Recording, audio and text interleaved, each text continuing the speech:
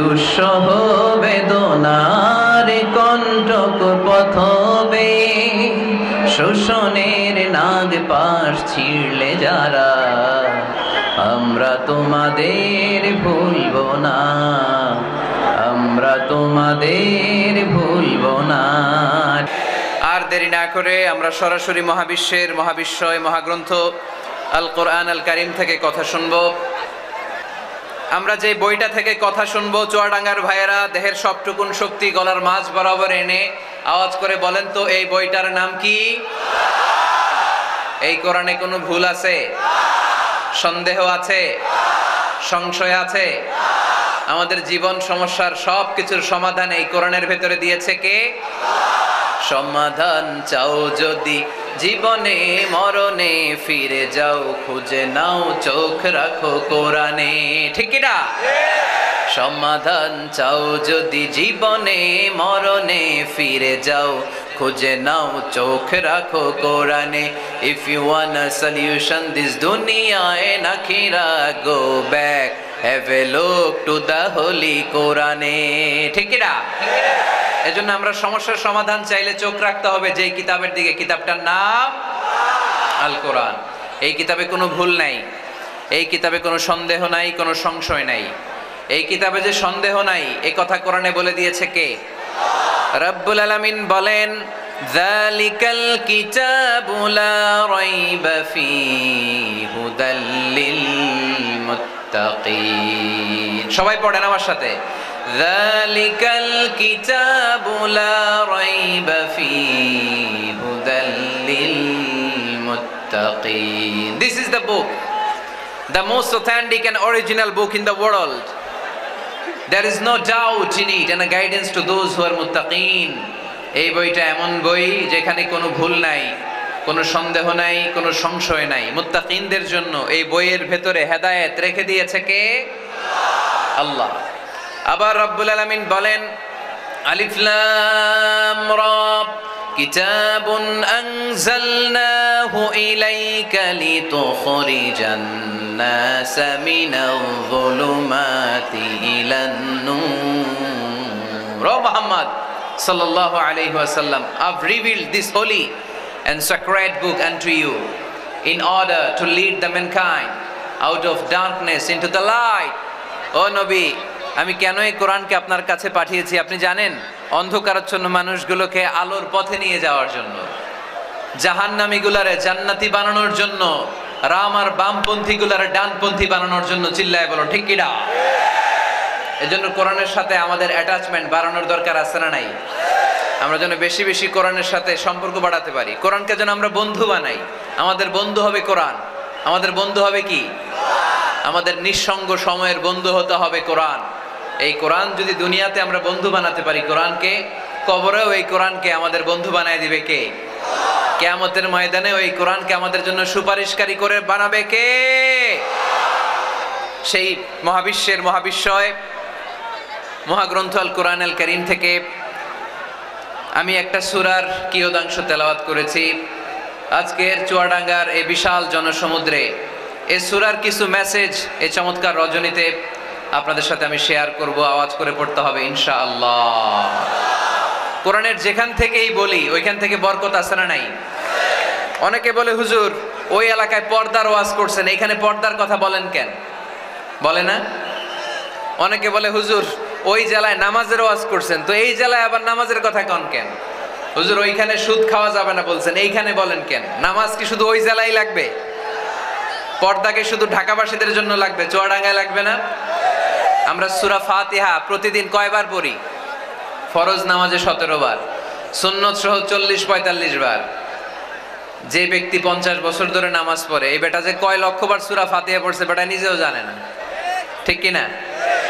আচ্ছা, আপনারা কি জানেন যে সূরা আর রহমানে একটা আয়াত আছে, যে আয়াতটা আল্লাহ বারবার ওই সূরার ভেতরে উল্লেখ করেছে, সূরা আর রহমানে। জানেন কি আয়াতটা কি? কি আয়াত? ফাবিআইয়ি আলা রাব্বিকুমা তুকাযযিবান। এই আয়াতটা আল্লাহ তাআলা একবার দুইবার নয় 31 বার উল্লেখ করেছেন সূরা আর রহমানের ভেতরে। সুবহানাল্লাহ পড়েন।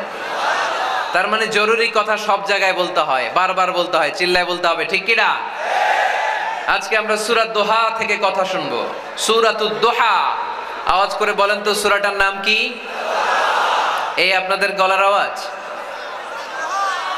সারা বিকাল আর সন্ধ্যায় চিল্লাচিল্লি করতে করতে আপনাদের এনার্জি শেষ, তাই না?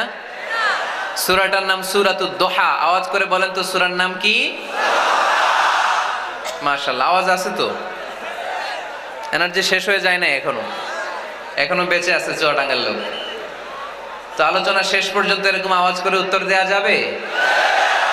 মাশাআল্লাহ, এখন একেবারে ঠান্ডা। এবার আমরা প্রাণ খুলে কথা শুনবো কোরআনের। এই সূরাটা কোরআনের 93 নাম্বার সূরা। কত নাম্বার? এই সূরায় আয়াত আছে 11টা। কয়টা? এই সূরাটা মাক্কি সূরা। কি সূরা? মাশাআল্লাহ। আমি সবসময় বলি, যেহেতু লক্ষ লক্ষ মানুষের গ্যাদারিং, আমরা যদি ক্লাসের মতো করে প্রশ্ন করি, উত্তর করি, তাহলে আপনাদের মনে থাকবে, কিছু মেসেজ নিয়ে যেতে পারবেন। এজন্য কষ্ট হলেও শেষ পর্যন্ত উত্তর দেওয়া যাবে বাঘের বাচ্চার মতো চিল্লায়া, ইনশাআল্লাহ। তাহলে আমি প্রশ্ন করি, উত্তর দেন। আওয়াজ করে বলেন তো সূরাটার নাম কি? কত নাম্বার সূরা? আয়াত সংখ্যা কত? সূরাটা মাদানী সূরা। কি সূরা? মাশাআল্লাহ, মনে রাখছেন তো দেখি। এই সূরাটা একটা আশা জাগা নিয়ে সূরা। হতাশ ব্যক্তিদের জন্য এই সূরায় মেডিসিন আছে, প্রেসক্রিপশন আছে রেমেডি। এই সূরার সেন্ট্রাল থিম বা কেন্দ্রীয় আলোচ্য বিষয় হচ্ছে, মুমিন কখনো হতাশ হয় না, মুমিন কখনো নিরাশ হয় না, মুমিন কখনো হাল ছেড়ে দেয় না, মুমিন ভরসা রাখে একজনের উপর। চিল্লায় বলতে হবে, তিনি কে? লা তাইয়াসু মির রাউহিল্লাহ ইন্নাহু লা ইয়াইয়াসু মির রাউহিল্লাহি ইল্লাল কওমুল কাফিরুন। সাইয়েদনা ইয়াকুব আলাইহিস সালাম তার ছেলেদেরকে বলেছিলেন, কলিজার টুকরা, আমার বাছাধনেরা, আল্লাহর রহমত থেকে নিরাশ হয়ো না। আল্লাহর দয়া, কৃপা, করুণা, মার্সি, ব্লেসিংস এন্ড বাউন্টিজ থেকে নিরাশ হয়ো না। কাফেররা ছাড়া আল্লাহর রহমত থেকে কেউ নিরাশ হয় না। মুমিন কখনো আল্লাহর রহমত থেকে নিরাশ হয় না। হ্যাঁ, মুমিনের জীবনে বিপদ আসে, ক্রাইসিস আসে, সংকট আসে। বিপদ নাই, সমস্যা নাই, পেরেশানি নাই, এরকম জীবন কারো আছে? কেউ দাঁড়ায় বলতে পারবেন, হুজুর আমার জীবনে কোনো বিপদ নাই, কোনো সমস্যা নাই? কেউ বলতে পারবেন? বিপদ, পরীক্ষা আল্লাহ আমাদেরকে দেয় পরীক্ষা করবার জন্য, ঠিক কি না? বিপদ আল্লাহ আমাদেরকে দেয় আমাদের কোমরগুলোকে সোজা করবার জন্য, আমাদের পায়ের নিচের মাটিকে শক্ত করবার জন্য, প্রতিকূল পরিবেশে নিজের অবস্থানকে শক্তভাবে জানান দেওয়ার জন্য। চিল্লায় বলেন ঠিক কি না? এজন্য যারা হতাশ, যারা নিরাশ, যারা টেন্সড, ফ্রাস্ট্রেটেড পিপল, হতাশদের জন্য এই সূরায় আছে আশা, আশার বাণী, আলোর বাণী। কারণ দোহা মানে আলো। দোহা মানে কি? আলো কথাটা শুনতেই লাগে ভালো, ঠিক কি না? আলো বললেই কেমন ভাল লাগে না? কারণ আশার আলো, এটা সম্ভাবনার আলো। অন্ধকার দেখলে বাচ্চারা ভয় পায়, আলো দেখলে বাচ্চারা ভয় পায়। এজন্য আমরা অন্ধকার চাই না, আমরা চাই আলোর পথ। এই কোরআন এসেছে আমাদেরকে আলোকিত করতে, ঠিক কি না? আল্লাহ রাসূল সাল্লাল্লাহু আলাইহি ওয়াসাল্লামের খুব মন খারাপ, তিনি খুব বিচলিত, তিনি খুব পেরেশান। আল্লাহ রাসূল সাল্লাল্লাহু আলাইহি ওয়াসাল্লামের পেরেশানি দূর করার জন্য সান্ত্বনার বাণী হিসেবে আল্লাহ তাআলা এই সূরাটা আল্লাহ রাসূলের জন্য ডেডিকেট করে নাজিল করেছেন। চিল্লায় পড়েন সুবহানাল্লাহ। আর আল্লাহ বুঝাতে চেয়েছেন, আমার নবীকে আমি যেভাবে পেরেশানি দূর করেছি, সাহায্য করেছি, মুমিনদের জীবনেও আমি আল্লাহর পক্ষ থেকে সাহায্য আছে না নাই? এজন্য আমরা কখনো হতাশ হব না। এই মেসেজটা যদি বাড়িতে আজকে নিয়ে যেতে পারো চুয়াডাঙ্গার ছেলেরা। অনেকে হতাশ, ব্যক্তি জীবনে, পেশাগত জীবনে, পারিবারিক জীবনে হতাশ, চাকরি হয় না, ব্যবসায় মন্দা। যাদের ব্যবসা মন্দা, এই শাহিদুজ্জামান টরিক ভাইয়ের সাথে দেখা করবা। সফল ব্যবসায়ী, বাংলাদেশ কাঁপায়, এখন সিঙ্গাপুর কাঁপাইতেছে। তো তোমরা ওনাকে ধরবা টাইট করে, যে ভাই কিভাবে আপনি সফল হলেন, শোনান আপনার সফল হওয়ার গল্প। How to succeed in life, কিভাবে ব্যবসায় সফল হতে হয়, কিভাবে আইকন হতে হয়, শহীদ ভাইয়ের কাছ থেকে চুয়াডাঙ্গার ছেলেরা জেনে নিবা। মুমিন কখনো হতাশ হয় না।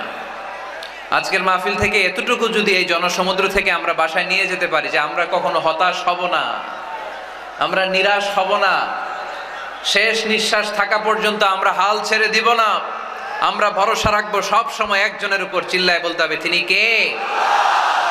Every time You feel like you cannot go on. You feel so lost that you are so alone. Every time you feel like you cannot go on. You feel so lost that you are so alone.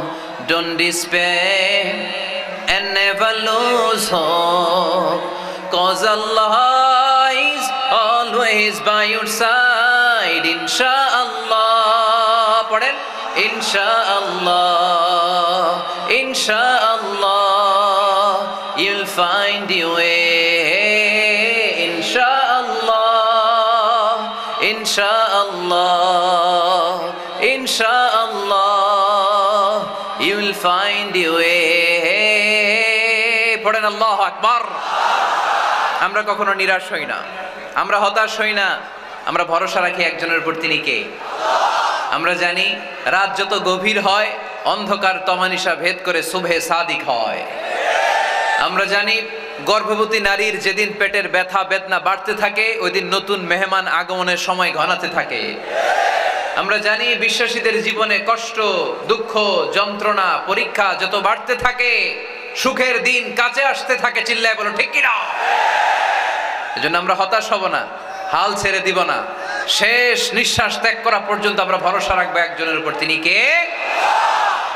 আল্লাহ রাসূল সাল্লাল্লাহু আলাইহি ওয়াসাল্লাম হতাশ হলেন, পেরেশান হলেন, নবীর পেরেশানি দূর করার জন্য আল্লাহ তাআলা এই সূরাটা নাজিল করেছে। সুবহানাল্লাহ পড়েন। তাহলে এই সূরার কেন্দ্রীয় আলোচ্য বিষয় কি? এটা কি চুয়াডাঙ্গাবাসীদের কাছে ক্লিয়ার? Clear clear clear. এবার আমরা শুনবো এই সূরার একটা ব্যাকগ্রাউন্ড আছে, কোন প্রেক্ষাপটে এই সূরা নাজিল হলো। আল্লাহ রাসূল সাল্লাল্লাহু আলাইহি ওয়াসাল্লামকে আল্লাহ বললেন, ইয়া আইয়ুহার রাসূলু বাল্লিগ মা উনজিলা ইলাইক, নবী কোরআনে যা নাজিল করেছি সব আপনি পৌঁছে দিন, কিছু গোপন রাখা যাবে না। এই কোরআনের কোনো কিছু বিশ্বনবী গোপন রেখেছে? সবাই বলেন না কেন, গোপন রেখেছে নাকি সব প্রচার করে দিয়েছে? সব প্রচার করে দিয়েছে। হঠাৎ করে হেরা গুহায় বিশ্বনবীর কাছে নাজিল হলো ইকরা বিসমি রাব্বিকাল্লাযী খালাক খালাকাল ইনসানা মিন আলাক ইকরা ওয়া রাব্বুকাল আকরামুল্লাযী আল্লামা বিল কলম আল্লামাল ইনসানা মা লাম ইয়ালাম। পড়েন সুবহানাল্লাহ।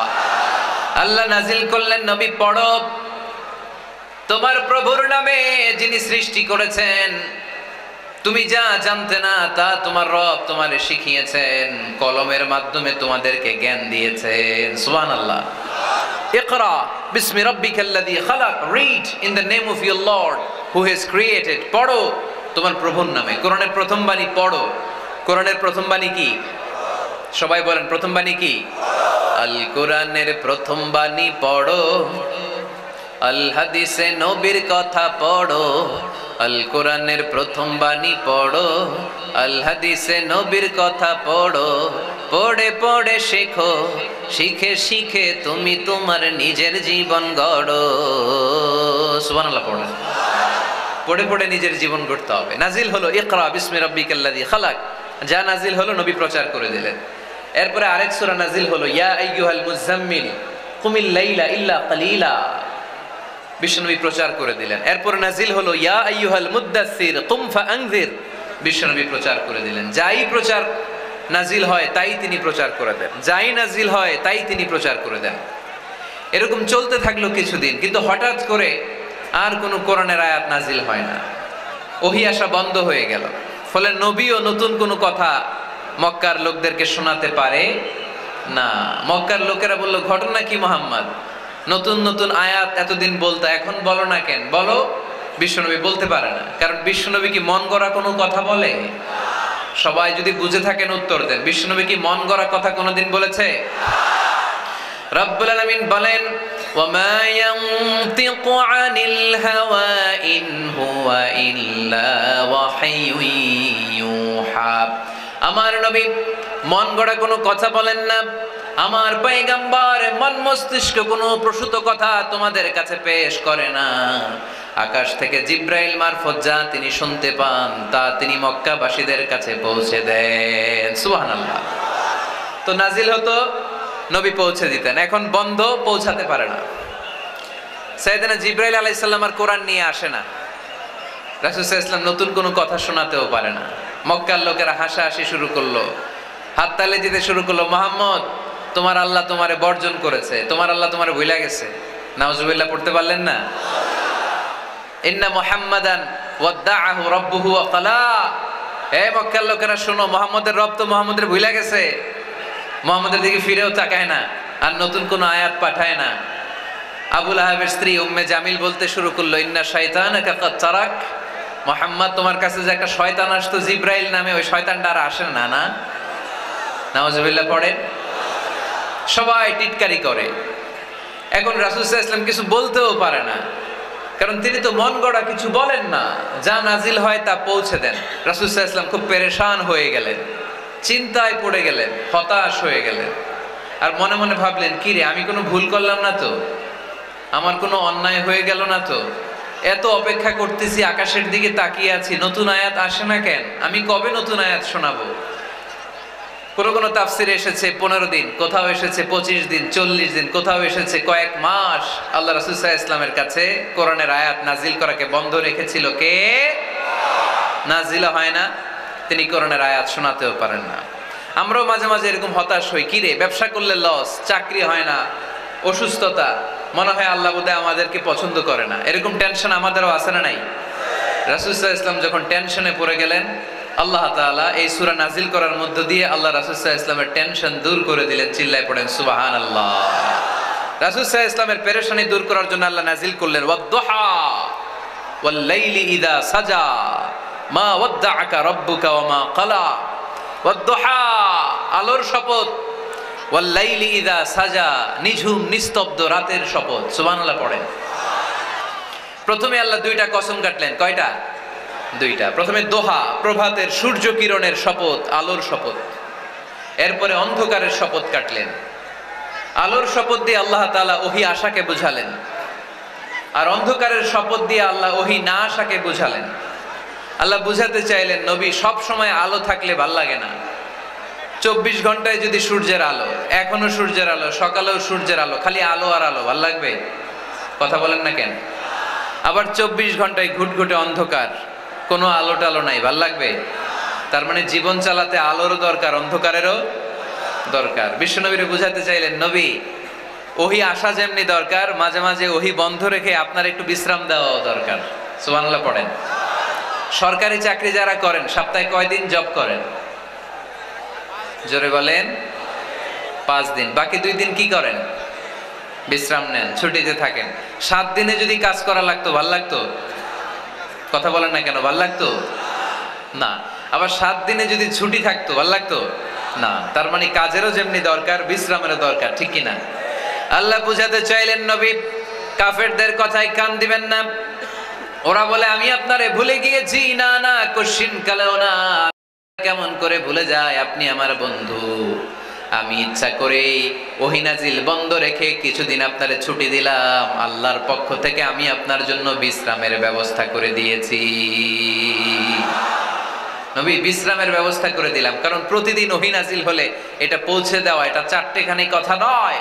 ওহীর বাণী, এটা কোনো মন্ত্রীর বাণী না। ওহীর বাণী, এটা কোনো প্রেসিডেন্টের বাণী না। ওহীর বাণী প্রধানমন্ত্রীর বাণী না। ওহীর বাণী রাজা বাদশার বাণী নয়। ওহীর বাণী আমাদের কাছে পাঠিয়েছে কে?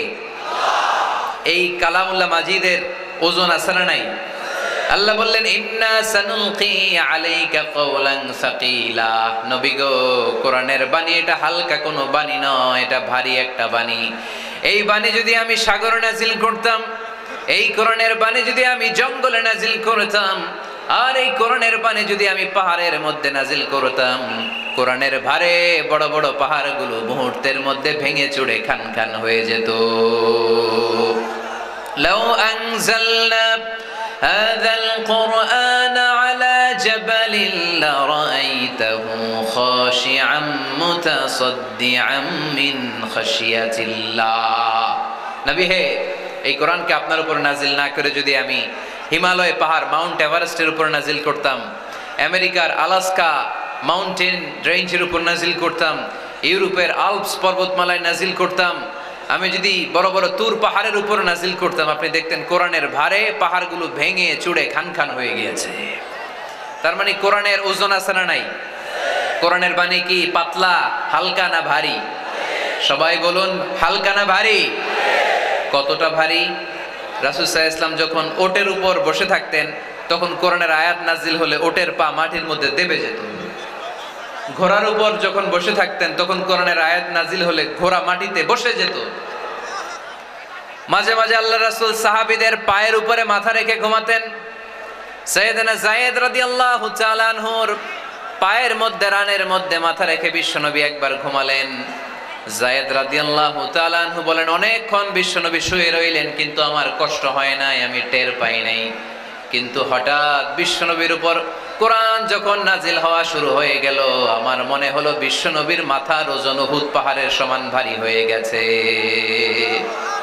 এতক্ষণ ধরে বিশ্বনবীর মাথার কোনো ওজন নাই। হঠাৎ যখন কোরআনের আয়াত নাজিল হতে লাগলো, দেখলাম বিশ্বনবীর মাথার ওজন এতটা বেড়ে গিয়েছে, আমার মনে হচ্ছে আমার পায়ের হাড্ডি আর রান ফেটে মুহূর্তের মধ্যে খান খান হয়ে যাবে। তার মানে কোরআনের আয়াত সবসময় রিসিভ করা, ওহী সবসময় নেয়া এবং ওহীর বাণী পৌঁছে দেয়া, এটা সাধারণ কোনো কাজ নয়। সব সময় ওহী লাগাতার নাজিল হলে নবীর কষ্ট হয়ে যাবে। এজন্য নবীর কষ্ট দূর করার জন্য সরকারি চাকরি যারা করেন, যেমনি ছুটি পান, নবীকে একটু ছুটি আর বিশ্রামে রাখার জন্য আল্লাহ তাআলা ইচ্ছা করেই ওহী নাজিল বন্ধ রেখেছেন। চিল্লায় পড়েন সুবহানাল্লাহ।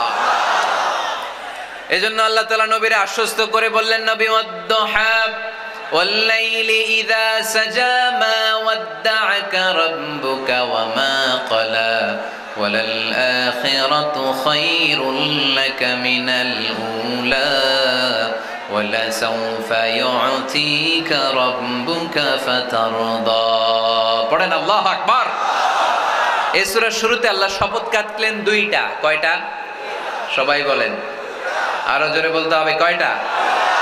তাহলে শপথের পর্ব শেষ। শপথ যখন শেষ, তারপরের তিনটি আয়াতে কনফার্মেশন। আল্লাহ তাআলা তার নবীকে কনফার্ম করেছেন যে নবী আমি আপনার সাথে আছি, নবী আমি আপনার সাথে আছি।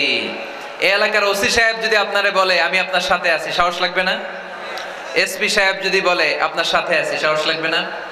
এমপি সাহেব যদি বলে সাথে আছি, সাহস লাগবে? প্রধানমন্ত্রী যদি বলে ভয় নাই, সাথে আছি, সাহস লাগবে না? ডোনাল্ড ট্রাম্প যদি বলে ভয় নাই, সাথে আছি, সাহস লাগবে? আর রাজাদিরাজ, মালিকুল আমলাক, গোটা বিশ্বের সব রাজাদের রাজা, মহারাজা আল্লাহ যদি বলে সাথে আছি, সাহস লাগে কি লাগে না? বিশ্ব নবীরে সাহস যোগালেন। পরের তিনটা আয়াতে আল্লাহ তাআলা নবীরে বললেন, নবী ভয় নাই, never lose hope, never give up, never be frustrated, আর হতাশ হবেন না, আমি আপনার সাথে আছি। চিল্লায় পড়েন সুবহানাল্লাহ। তারপরের তিন আয়াতে দিলেন তিনটা রিমাইন্ডার, নবী আপনারে কি কি নিয়ামত দিছি শোনেন, এগুলো মনে রাখেন, ভুলে যায়েন না। আর সর্বশেষ তিনটা আয়াতে তিনটা ওয়ার্ক প্ল্যানস, মানে গাইডলাইন, কর্মসূচি দিয়ে আল্লাহ সূরাটারে শেষ করেছেন। পড়েন আলহামদুলিল্লাহ। দুইবার যখন আল্লাহ শপথ করলেন, আলোর শপথ, অন্ধকারের শপথ, তারপর আল্লাহ কনফার্মেশন করে বললেন, নবী মা ওয়াদ্দা'আকা রাব্বুকা ওয়া মা ক্বালা, নবী হে আমি আপনারে ভুলি নাই, আমি আপনারে ছাড়ি নাই। কাফেররা বলে আমি আপনারে ভুলে গেছি, আমি আপনার উপর রাগ করেছি, তাই আপনার উপর কোরআন নাজিল করি না। কথাটা কিন্তু ঠিক না।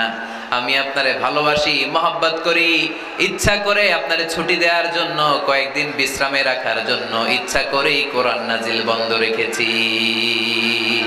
মা ওয়াদ্দা'আকা রাব্বুকা ওয়া মা ক্বালা। কাফেরদের কথার জবাবে তিনি বলছেন, না আমি আপনারে ভুলি নাই, আমি আপনার সাথে আছি। সুবহানাল্লাহ পড়েন। সাথে আছে কে? আরো জোরে বলেন। রাস্তায় হঠাৎ অ্যাক্সিডেন্ট হয়ে গেছে, বাঁচাবে কে? বলতে হবে সাথে আছে কে? আমাদের সাথে আল্লাহ আছেন। এরপর আল্লাহ বললেন, ওয়ালাল আখিরাতু খায়রুল লাকা মিনাল উলা। ও নবী, মক্কার জীবনে সাময়িক একটু কষ্ট আপনি সহ্য করেন, মদিনার জীবনে আপনার জন্য আনন্দ রেখেছে কে? আখিরাতে আপনার জন্য জান্নাতকে তৈরি রেখেছে কে? ওয়ালাল আখিরাতু খায়রুল লাকা মিনাল উলা।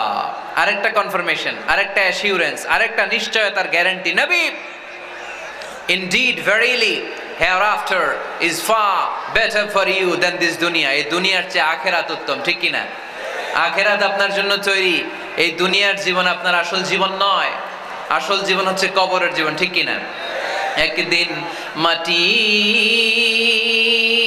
ভেতরে হবে ঘর রে মন আমার, কেন বাঁধো দালান ঘর রে মন আমার, কেন বাঁধো দালান ঘর। প্রাণ পাখি উড়ে যাবে পিঞ্জর ছেড়ে,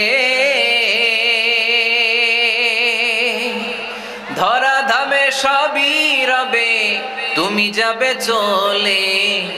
বন্ধু বান্ধব যত মাতা পিতা দ্বারা সুত, বন্ধু বান্ধব যত মাতা পিতা দ্বারা সুত, সবই হবে তোমার পরে মন আমার, কেন বাঁধো দালান ঘর। একদিন মাটির ভেতরে হবে ঘরে মন আমার, কেন বাঁধো দালান ঘর। ঠিক না? মাটির ঘর আসল ঘর। এই ছোট্ট 2 লাইনের নাশিদ, এই গানটাই আমাদের হেদায়েতের জন্য যথেষ্ট, তাই না? কত কষ্ট করে বিল্ডিং বানালাম, কত কষ্ট করে ফ্ল্যাট কিনলাম, কত দামি টাইলস দিয়ে আমার গোসলখানাটা বানালাম, কিন্তু আমার জীবনের শেষ গোসলটা কি আমার ওই গোসলখানায় হবে? চিল্লায় বলতে হবে, হবে। এজন্য আল্লাহ বললেন, ওয়ালাল আখিরাতু খায়রুল লাকা মিনাল উলা। ও নবী, দুনিয়ার জীবন আসল জীবন নয়, আসল জীবন হলো আখিরাতের জীবন, ঠিক কি না? কিন্তু আমরা পাগল হয়ে আছি কোন জীবনের জন্য? দুনিয়ার পেছনে এই মরিচিকা, এই লোভ লালসা, এই ক্ষমতার দাপট, হ্যাঁ, এই সেলিব্রিটিজম, এই চোখ ধাঁধালো গ্ল্যামারাস লাইফের দিকে আমরা পাগলের মতো মরিচিকার পেছনে ছুটে বেড়াচ্ছি, আর আখিরাতের কথা আমরা বেমালুম ভুলে গিয়েছি, ঠিক কি না? এজন্য আল্লাহ বললেন, বাল তুসিরুনাল হায়াতাদ দুনিয়া ওয়াল আখিরাতু খায়রুন ওয়া আবকা। তোমরা দুনিয়ার জীবনকে বড্ড বেশি প্রাধান্য দাও, কিন্তু জেনে রেখো, মনে রেখো, দুনিয়া আসল নয়, আসল ঠিকানা হলো মুমিনের আখিরাত। 2 নম্বর কনফার্মেশন, ওয়াল আখিরাতু খায়রুল লাকা মিনাল উলা। নবী হে, আখিরাত আপনার জন্য রেডি। 3 নম্বর কনফার্মেশন, ওয়ালা সাউফা ইউতিকা রাব্বুকা ফাতারদা। নবী হে, অচিরেই এমন এমন জিনিস আমি আপনারে দেব, এগুলো পেয়ে আপনি খুশি হয়ে যাবেন। সুবহানাল্লাহ পড়েন। Verily I'm gonna give you something that will make you happy. এমন এমন জিনিস আমি আপনার জীবনে দেব, এগুলো পেয়ে আপনি খুশি হবেন। নবী, আপনি হতাশ হবেন না, নবী আপনি নিরাশ হবেন না, নবী আপনি হাল ছাড়বেন না। আরে আমি তো আপনার সাথে আছি। সাথে আছে কে? বিপদে পড়লে বলবেন আমার সাথে আছে কে? রক্ষা করবে কে? বাঁচানোর মালিক একজন। চিল্লায় বলো, তিনি কে? পারবেন, পারবেন, বলতে পারবেন? কি বলবেন? সাথে আছে কে? আমাদের সাথে থাকে কে? এটাই আমাদের ভরসা, এটাই আমাদের বিজয়ের মাধ্যম, বিজয়ের গোপনতম রহস্য। বলে সাউফা ইউতিকা রাব্বুকা ফাতারদা। নবী হে, অচিরেই এত এত জিনিস আমি আপনারে দেব, আপনি খুশি হয়ে যাবেন। সুবহানাল্লাহ পড়েন। যেখানেই নবীর মন খারাপ, সেখানেই আল্লাহ তাআলা এমন কিছু নবীকে হাজির করে দেন, ওইটা পেয়ে নবী খুশি হয়ে যায়। কারণ নবী হচ্ছেন আল্লাহর বন্ধু, হাবিবুল্লাহ। ইব্রাহিম আলাইহিস সালাম, উনি ছিলেন খলিলুল্লাহ। ইব্রাহিম আলাইহিস সালাম আল্লাহর কি ছিলেন? কথা বলেন, খলিলুল্লাহ। আর আল্লাহ রাসূল সাল্লাল্লাহু আলাইহি ওয়াসাল্লাম হাবিবুল্লাহ। খলিল মানেও বন্ধু, হাবিব মানেও বন্ধু। খলিল মানে এমন বন্ধু যেই বন্ধু আল্লাহরে খুশি করার জন্য কাজ করে, আর হাবিব মানে এমন বন্ধু যেই বন্ধুরে খুশি রাখার জন্য আল্লাহ নিজেই কাজ করে। আল্লাহ রাসূল সাল্লাল্লাহু আলাইহি ওয়াসাল্লাম হচ্ছেন হাবিবুল্লাহ। আল্লাহ রাসূল সাল্লাল্লাহু আলাইহি ওয়াসাল্লাম কি? হাবিবুল্লাহ। যেখানেই আল্লাহ রাসূল সাল্লাল্লাহু আলাইহি ওয়াসাল্লামের মন খারাপ, আল্লাহ রাসূল সাল্লাল্লাহু আলাইহি ওয়াসাল্লামের মন ভালো করে দেয় কে? আল্লাহ রাসূলের মন ভালো করে দেওয়ার দায়িত্ব স্বয়ং নিয়েছে কে? মক্কায় আল্লাহ রাসূল সাল্লাল্লাহু আলাইহি ওয়াসাল্লামের মন খারাপ। মক্কার দাওয়াতি কাজ বেগবান করার জন্য আল্লাহ রাসূল সাল্লাল্লাহু আলাইহি ওয়াসাল্লাম কেঁদে কেঁদে আল্লাহর কাছে দোয়া করলেন, আল্লাহ, মক্কার 2 জনের একজন যেন কালিমা পড়ে মুসলমান হয়ে যায়। তাহাজ্জুদের নামাজ পড়ে চোখের পানি ছেড়ে ছেড়ে আল্লাহর কাছে দোয়া করলেন, আল্লাহ, আল্লাহুম্মা আইজ্জাল ইসলাম বি আহাব্বির রাজুলাইনি ইনদাক। আল্লাহ, মক্কার 2 জনের একজনকে আমি চাই। 2 জনের একজন, আবি জাহাল ইবনে হিশাম, হিশামের বেটা আবু জাহেল, অথবা ওমর ইবনে খাত্তাব, খাত্তাবের বেটা ওমর, আল্লাহ হয় আবু জাহেলরা আপনি ইসলামের ছায়া তলে আনেন কিংবা ওমরে ফারুককে আনেন।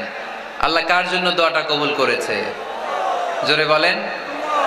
তার কয়েকদিন পরে বিষ্ণু ঈসা ইসলাম আরকাম ইবনে দারিল আরকামের ঘরে বসে লুকিয়ে লুকিয়ে দাওয়াত দিচ্ছিলেন। ইন দ্য মিন টাইম ওমরে ফারুক নাঙ্গা তরোয়ার নিয়ে বিশ্বনবীর মাথা কাটার জন্য ছুটে আসলেন। সাহাবারা বললেন, নবী আপনি পালান, নবী আপনি পালান, ওমরে ফারুক আপনাকে হত্যার জন্য ছুটে এসেছে। বিশ্বনবী বললেন, তোমরা সরে যাও, দরজাটা খুলে দাও। আমার তো মনে হচ্ছে ওই যে তাহাজ্জুদের রাতে আমি দোয়া করেছিলাম, আজকে ওই দোয়া আল্লাহ কবুল করতে শুরু করেছে। সাইয়েদনা ওমরে ফারুক তখনও কালিমা পড়েন নাই। দৌড়ে এসে আরকাম ইবনে আবিল আরকামের ঘরের ভেতরে ঢুকে তলোয়ারটা জমিনের মধ্যে রেখে দিয়ে আওয়াজ করে আঙ্গুল তুলে বলতে আরম্ভ করলেন, আশহাদু আল্লা ইলাহা ইল্লাল্লাহ ওয়া আশহাদু আন্না মুহাম্মাদার রাসূলুল্লাহ। সুবহানাল্লাহ পড়ে কালিমা পড়ে মুসলমান হয়ে গেছে। বিশ্বনবী খুশি হয়ে গেলেন। ওয়ালা সাউফা ইউতিকা রাব্বুকা ফাতারদা। নবী যখনই আপনার মন খারাপ, আপনার মনকে আমি ভালো করে দেব, আপনারে খুশি করে দেব, চিল্লায় পড়তে হবে আল্লাহু আকবার। বিশ্বনবীর মন খারাপ ছিল। হঠাৎ সাইয়েদনা ওমরে ফারুকের ইসলাম গ্রহণের মধ্য দিয়ে বিশ্বনবীর মন ভালো করে দিল কে? আল্লাহ মন ভালো করে দিলেন।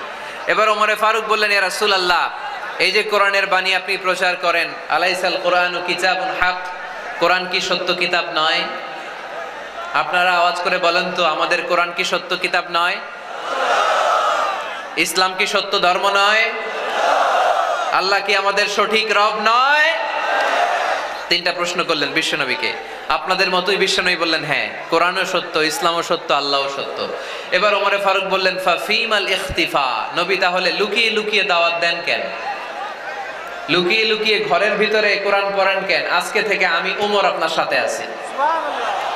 সুবহানাল্লাহ বলতে পারলেন না মজা করে? আমি ওমর আছি, দেখি কে আপনারা কি করে। বের হন ঘর থেকে। ঘর থেকে বের হয়ে প্রকাশ্যে দাওয়াত দেন। বিশ্বনবী বললেন, না ওমর, এটা মাক্কি জীবন, এখানে গোপনে দাওয়াত দিতে হবে। ওমরে ফারুক বললেন, নবী তাহলে আমাকে একটা মিছিলের অনুমতি দেন। কিসের অনুমতি? আপনাদের চুয়াডাঙ্গায় মিছিল টিছিল হয় নাকি? হয় হয়। বিশ্বনবী বললেন, যাও, ঠিক আছে, মিছিলের অনুমতি দিলাম। মোট 11 জন তিনি পেলেন। হাতে গোনা অল্প কয়েকজন লোক কালিমা পড়ে মুসলমান হয়েছে। 11 জনকে নিয়ে ওমরে ফারুক 2 লাইন বানালেন, পেছনে 6 জন, সামনে 5 জন। দ্বিতীয় লাইনের নেতা বানালেন বিশ্বনবীর চাচা হামজা ইবনে আব্দুল মুত্তালিবকে। প্রথম লাইনের নেতা হলেন ওমরে ফারুক নিজেই। তারপরে এক বাক্যের একটা ভাষণ দিলেন। কয় বাক্যের? তিনি বললেন, মান আরাদা আন তাসকুলা উম্মু ইয়াতামা ওয়ালাদু তারমিলা যাওজাতুহু ফালিয়াসুদ্দানি। ওমরে ফারুক মিছিলের সামনে দাঁড়িয়ে মক্কাবাসীদেরকে শোনানোর জন্য বললেন, উদ্দেশ্য করে বললেন, কে আছো, কে আছো? মান আরাদা আন তাসকুলা উম্মু, কে আছো মায়ের বুক খালি করতে চাও? কে আছো সন্তানগুলোর ইয়াতিম বানাতে চাও? কে আছো মক্কায় স্ত্রীদেরকে বিধবা করতে চাও? বুকের পাটা থাকলে আমি ওমরের সামনে এসে দাঁড়াও। কেউ সামনে আসতে পারে নাই। ওমরে ফারুক স্লোগান তুললেন, আল্লাহু আকবার, আল্লাহু আকবার, আল্লাহু আকবার। আল্লাহু আকবার স্লোগান আর কেউ শোনে নাই।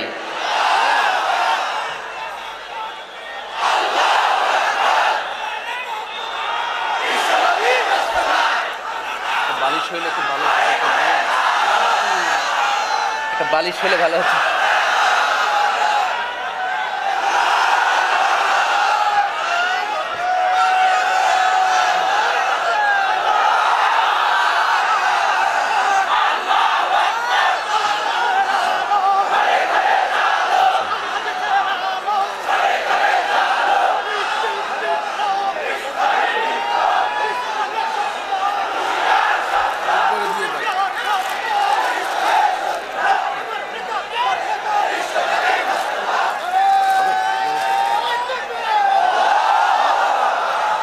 ওমরে ফারুক বললেন, কে আছো মায়ের বুক খালি করতে চাও? কে আছো সন্তানগুলোর ইয়াতিম বানাতে চাও? কে আছো স্ত্রীকে বিধবা বানাতে চাও? ফালিয়া সুদ্দানি, বুকের পাটা থাকলে সামনে এসে ঠেকাও। এই আল্লাহু আকবার স্লোগান শুরু করলেন। ওমরে ফারুক বললেন, কাবা ঘর যে ধরবো, কাবা ঘর ধরার আগ পর্যন্ত কেউ ওমরের মিছিল থামাতে পারবে? হঠাৎ মিছিল শুনে আবু জাহেল বের হয়ে এলো। উতবা, শাইবা, ওয়ালিদ ইবনে মুগীরা সব নেতা খেতারা বেরোয় আসলো, এসেই দেখে মিছিলের সামনে ওমর। মিছিলের সামনে কে? ওমরে ফারুককে দেখে সবগুলা দিছে দৌড়। মিছিল কেউ ঠেকাইতে পারে নাই। কাবার গিলাফ পর্যন্ত মিছিল চলেছে, চিল্লায় বলো আল্লাহু আকবার। ওমরে ফারুক এমন নেতা ছিলেন, শুধু আবু জাহেলই না, মুনাফিকরা ওমরে ফারুককে দেখলে ভয় পেত। এমনকি শয়তান, ইবলিস শয়তান ওমরে ফারুককে দেখলে আরেক রাস্তা দিয়ে হাঁটতো।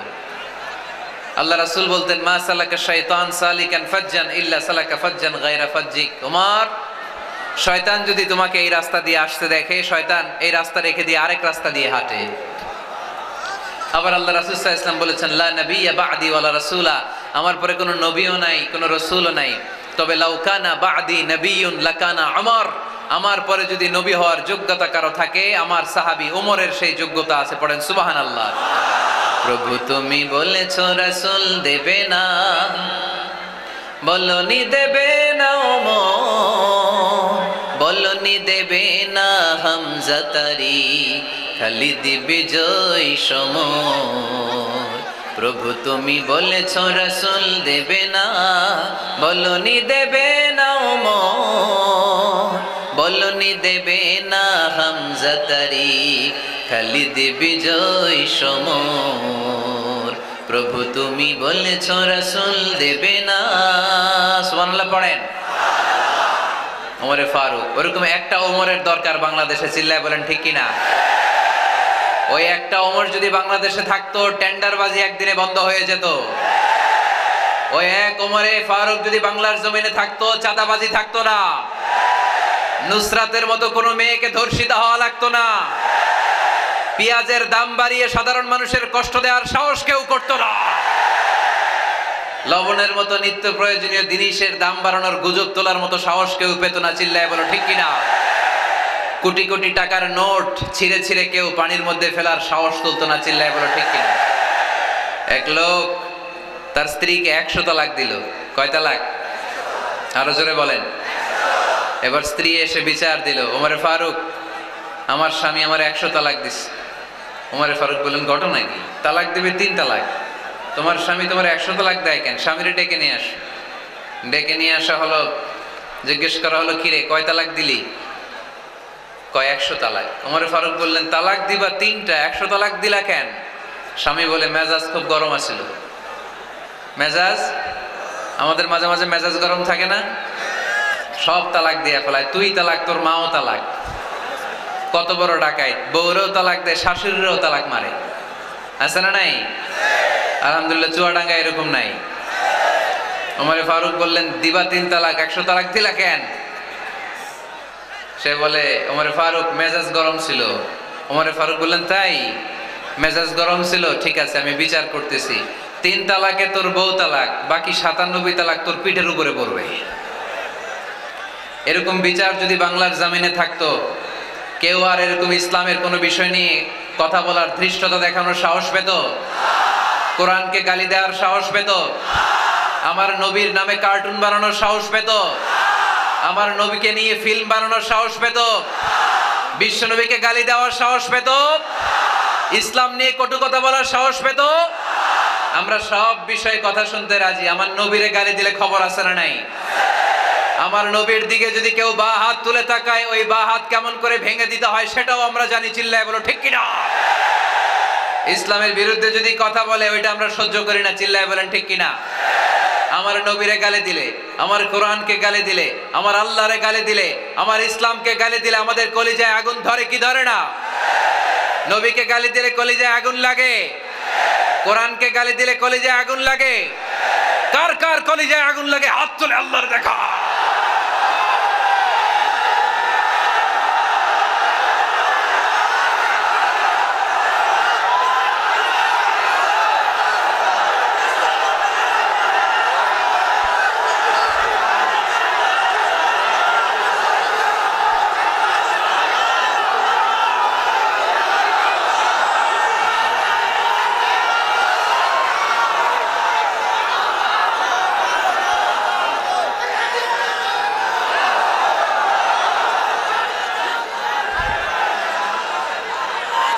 আমাদের এই উচ্ছ্বাস আল্লাহ রাসূলের ভালোবাসা, কোরআনের ভালোবাসা, ইসলামের ভালোবাসা, আল্লাহর জন্য ভালোবাসার এই উচ্ছ্বাস, এই সতেজতাকে আল্লাহ তুমি ইসলামের বিজয়ের জন্য কবুল করে নাও।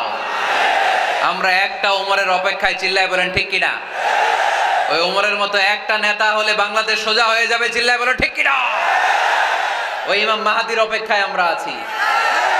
7 বছরের ব্যবধানে, 9 বছরের ব্যবধানে গোটা বিশ্বকে সাম্য, মৈত্রী, ভালোবাসা দিয়ে তিনি এক করে ফেলবেন, চিল্লায় বলেন ঠিক কিনা? আমরা সেই ইমাম মাহাদির অপেক্ষায়। একজন ওমরই পারে গোটা বিশ্বটারে শান্তি, সাম্য, মানবতা আর ভ্রাতৃত্বের বন্ধনে অটুট রাখতে। সে ওমরে ফারুক যখন ইসলাম ধর্ম গ্রহণ করলেন, বিশ্বনবীর পেরেশানি দূর করে দিল কে? এজন্য আল্লাহ বললেন, ওয়ালা সাউফা ইউতিকা রাব্বুকা ফাতারদা।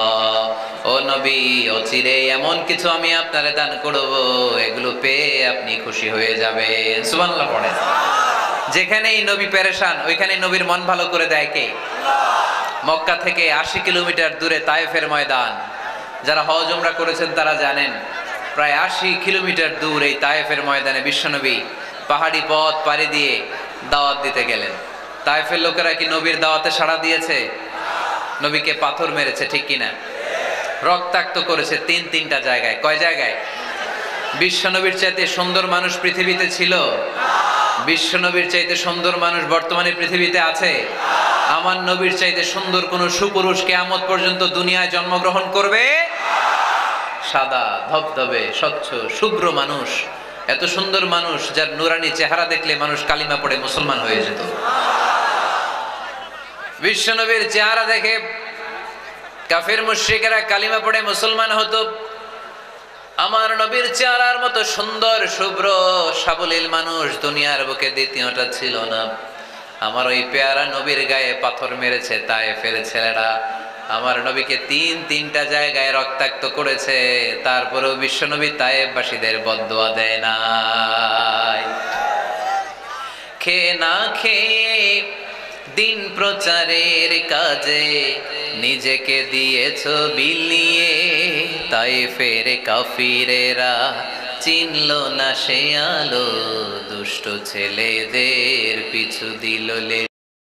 পাথরের আঘাতে ক্ষত বিক্ষত হয়ে সারা শরীর থেকে রক্ত ঝরে। হে রাসূল, তোমাকে ভুলি আমি কেমন করে? হে রাসূল, তোমাকে ভুলি আমি কেমন করে? হাজার ব্যথা বেদনার পরে ফিরে আসনি তুমি আপন ঘরে, দিনের আলো তুমি ছড়িয়ে দিতে চলে গেলে মদিনায় মক্কা ছেড়ে। হে রাসূল, তোমাকে ভুলি আমি কেমন করে? হে রাসূল, তোমাকে ভুলি আমি কেমন করে? ঠিক না? ওই নবীকে বলা সম্ভব? ওই নবীর ভালোবাসা আমাদের হৃদয়ে আছে না নাই? বিশ্ব নবীকে 3টা জায়গায় আঘাত করল। এত শুভ্র সাবলীল সাদা দেহটা ছিঁড়ে ছিঁড়ে রক্ত বের হলো। বিশ্বনবী তায়েফবাসীদেরকে বদদুয়া দেয় নাই। বিশ্বনবী তায়েফবাসীদেরকে কোরআনের দাওয়াত দিতে গেলেন, তারা কোরআনের দাওয়াত মেনে নেয় নাই।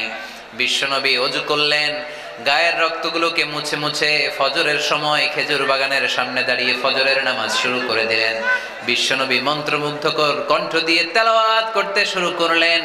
ইন দ্য মিন টাইম বিশ্বনবীর পেছন থেকে একদল জিন বিশ্বনবীর কণ্ঠের কোরআন তেলাওয়াত শুনে কালিমা পড়ে মুসলমান হয়ে গেল। ফজরের সালাত শেষে আল্লাহ বিশ্বনবীরে ডেকে বললেন, নবী আপনার মন খারাপ কেন? জিব্রাইল মারফত জানিয়ে দিলেন মন খারাপ কেন? বিশ্বনবী বললেন, 80 মাইল পথ পাড়ি দিয়ে তায়েফের ছেলেদেরকে দাওয়াত দিতে এলাম, তারা আমার দাওয়াত কবুল করে নাই। শুধু দাওয়াত প্রত্যাখ্যান করলে চলতো, আমাকে মেরে রক্তাক্ত করে তায়েফের জমিনকে লাল করে দিয়েছে। একটা ছেলে যদি কালিমা পড়তো আমার কলিজাটা ঠান্ডা হতো, আমার পরানটা ঠান্ডা হয়ে যেত। একটা ছেলেও কালিমা পড়ে নাই, পাথর মেরে আমারে রক্তাক্ত করেছে। কি ছিল আমার অপরাধ? ওদেরকে জাহান্নামের আগুন থেকে বাঁচানোর জন্য আমি তায়েফে এসেছি, একটা লোক আমার ডাকে সাড়া দেয় নাই। বিশ্বনবীর মন খারাপ আল্লাহ ডেকে বললেন, নবী মন খারাপ করবেন না, হতাশ হবেন না। আপনি জানেন না, আপনি দেখেন নাই, আমি আল্লাহ দেখেছি।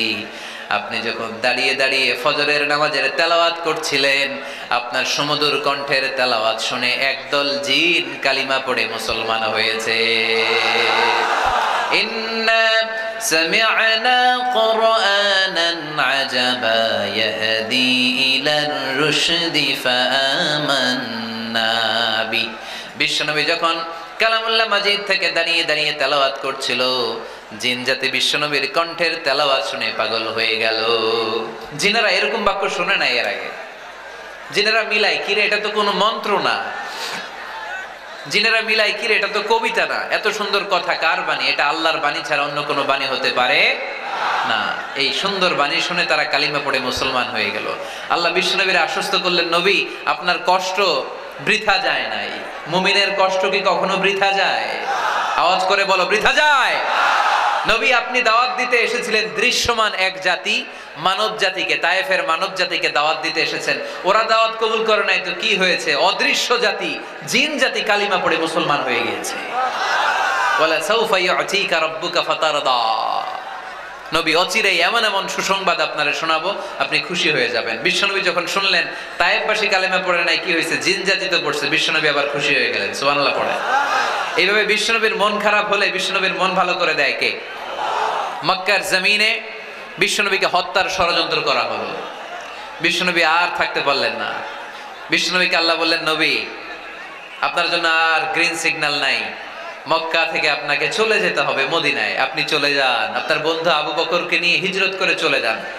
বিশ্বনবী চলে যাচ্ছিলেন আর মক্কার দিকে তাকিয়ে চোখের পানি ছাড়ছিলেন আর বলছিলেন, মক্কা তো হাব্বুল বিলাদ ইলাইয়া, মক্কা আমার কাছে সবচাইতে শ্রেষ্ঠ শহর। লাউলা উখরিজতু লামা খারাজতু মিনহা, মক্কা থেকে যদি আমারে বের করে দেয়া না হতো আমি মক্কা থেকে বের হতাম না। রাসূল সাল্লাল্লাহু আলাইহি ওয়াসাল্লাম মদিনায় চলে গেলেন। এই কি হইছে ভাই? এই কি হইছে? কি হইছে? বসেন। আমার কথা কি আপনারা শুনতেছেন? অনেক রাত হয়েছে, এবার শেষ করে দেই। এত লোক যেতে কয়েক ঘন্টা লাগবে, পুরো চুয়াডাঙ্গা জেলা জ্যাম হয়ে যাবে।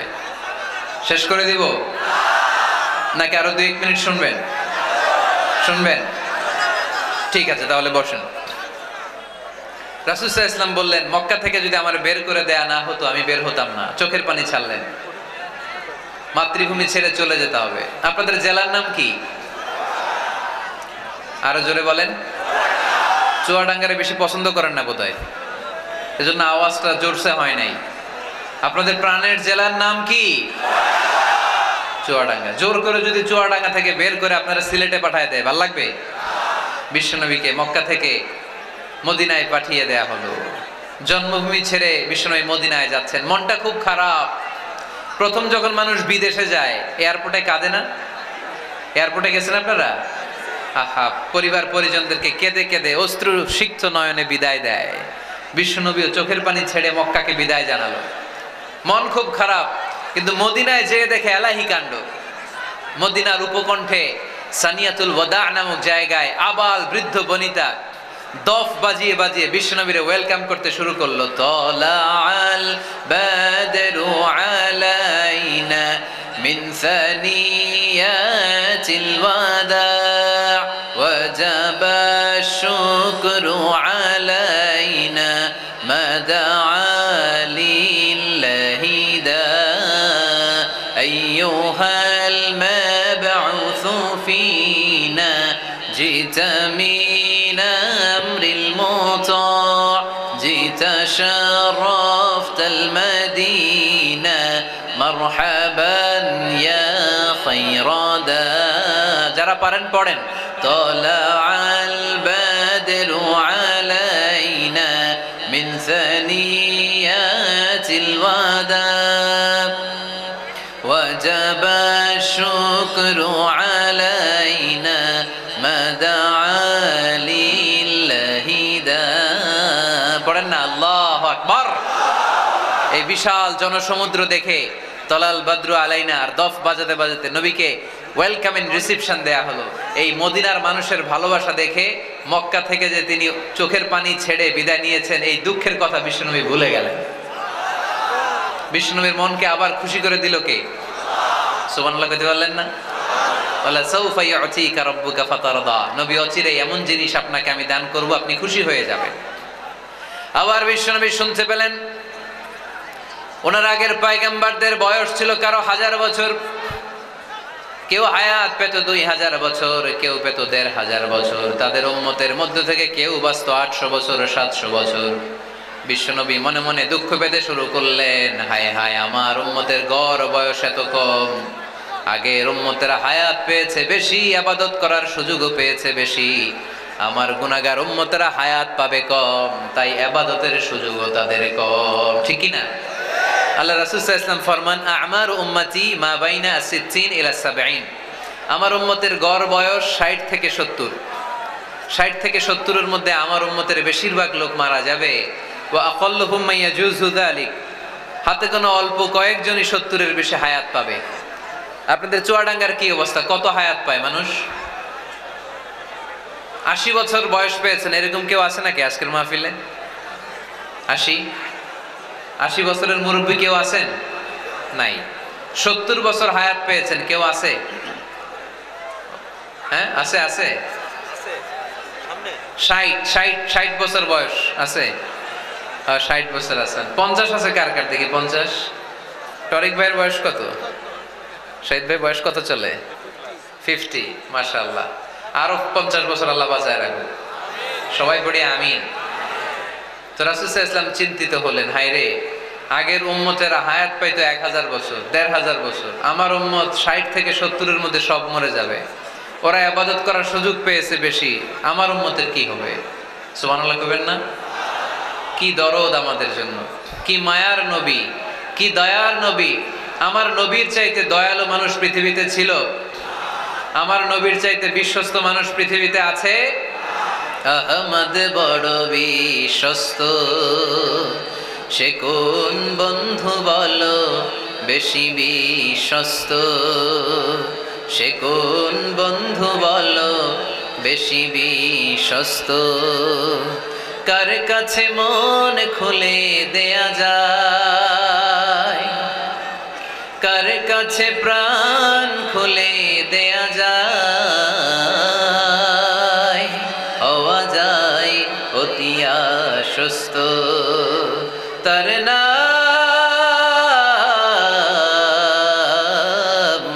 আহমদ বড় বিশ্বস্ত। সুবহানাল্লাহ পড়েন। আমার নবীর চাইতে বিশ্বস্ত আর কেউ আছে? আমার নবীর চাইতে দিলদারিয়া আর কেউ আছে? আমার নবীর চাইতে দয়ালু কোন মানুষ পৃথিবীর জমিনে আছে? ওমা আরসালনাকা ইল্লা রাহমাতাল লিল আলামিন। I have sent you as a mercy for the entire universe. নবী হে, আমি গোটা বিশ্বের জন্য আপনাকে রহমত করে প্রেরণ করেছি। চিল্লায় পড়েন সুবহানাল্লাহ। আবার বিশ্বনবী ফরমান, লিকুল্লি নবিয়িন দাওয়া মুস্তাজাবা। দুনিয়ার সব নবীকে আল্লাহ একটা করে বিশেষ দোয়া করার সুযোগ দিয়েছে। এই দোয়াটা করার সাথে সাথে এই দোয়াটা আল্লাহ কবুল করে নিয়েছে। আর দুনিয়ার বুকে যত নবী এসেছিল সব নবীরা তাদের দোয়াটা দুনিয়ায় শেষ করে ফেলেছে। ওয়া ইন্নী আখতাবিউ দাওয়াতি শাফাআতান লিউম্মতি ইয়াউমাল কিয়ামাহ। কিন্তু আমি আমার স্পেশাল দোয়াটা দুনিয়ার বুকে করি নাই, আমি কিয়ামতের দিন আমার উম্মতদেরকে সুপারিশ করার জন্য স্পেশাল দোয়াটা রেখে দিয়েছি। আমার নবী দোয়াটা রেখে দিয়েছে আমার জন্য, আপনার জন্য, আমাদের জন্য। বিশ্বনবী দোয়াটা করে নাই। সব নবী আল্লাহর পক্ষ থেকে কয়টা দোয়া পাইছে স্পেশাল? সবাই বলেন না? একটা। ওই দোয়া করার সাথে সাথেই কবুল হবে। একটা করে দোয়া। সব নবীরা ওই দোয়াটা দুনিয়াতেই করেছে, কোন নবী বাকি নাই। সব নবী দোয়াটা দুনিয়াতেই কাজে লাগিয়ে ফেলেছে, আমার নবী ছাড়া। আমার নবী কি দোয়াটা দুনিয়াতে করছে? দুনিয়ায় বিশ্বনবী বিপদে পড়েন নাই, ওই দোয়াটা করলেই বিপদ থেকে মুক্তি পেতেন। কিন্তু আমার জন্য, আপনার জন্য, আমাদের জন্য রেখে দিয়েছেন। কিয়ামতের দিন আমরা যখন বিপদে পড়ে যাব, আমাদেরকে বিপদ থেকে উদ্ধার করার জন্য বিশ্বনবী ওই দোয়াটা করে আমাদেরকে উদ্ধার করবে। চিল্লায় কোন সুবহানাল্লাহ। বিশ্বনবী কিয়ামতের দিন শুধু কাঁদতে থাকবে, আকাশের জলজলে সূর্যটা মাথার কাছে চলে আসবে, মাথার মগজগুলো ভাতের মাড়ের মতো গলে গলে নাকের ছিদ্র কানের ছিদ্র দিয়ে বেয়ে বেয়ে পড়বে। তৃষ্ণায় ক্ষুধায় জিহ্বাটা বের হয়ে কুকুরের মতো নাভিস্থল পর্যন্ত ঝুলতে থাকবে। জমিনটারে তামার জমিন বানিয়ে দেওয়া হবে। সবাই শুধু বলবে ইয়া নফসি, আল্লাহ তুমি আমারে বাঁচাও। অলিরা বলবে ইয়া নফসি, শহীদরা বলবে ইয়া নফসি, নবীরা বলবে ইয়া নফসি, উম্মত বলবে ইয়া নফসি। সবাই বলবে আল্লাহ তুমি আমারে বাঁচাও, আল্লাহ তুমি আমারে বাঁচাও, আল্লাহ তুমি আমারে বাঁচাও। ঠিক ওই মুহূর্তে বিশ্বনবী প্যারা নবী মাকামে মাহমুদে সিজদায় পড়ে কাঁদবে। তিনি ইয়া নফসি না বলে চিৎকার করে কেঁদে কেঁদে বলবে উম্মতি উম্মতি রবলি হাবলি উম্মতি, ও রব আমার উম্মতকে তুমি বাঁচাও। পুরো কিয়ামত জুড়ে চিৎকার ইয়া নফসি আল্লাহ আমারে বাঁচাও। বিশ্বনবী বলবে ইয়া উম্মতি আল্লাহ উম্মতরে বাঁচাও। সুবহানাল্লাহ পড়বেন না? বিশ্বনবী মাথা তুলবেন না। রব্বুল আলামিন সাইয়েদনা জিবরাইল আলাইহিস সালামকে পাঠাবেন, জিবরাইল যাও নবীকে জিজ্ঞেস করো ইয়া নবী আল্লাহি মা ইউবকি, কেন আপনি কাঁদেন?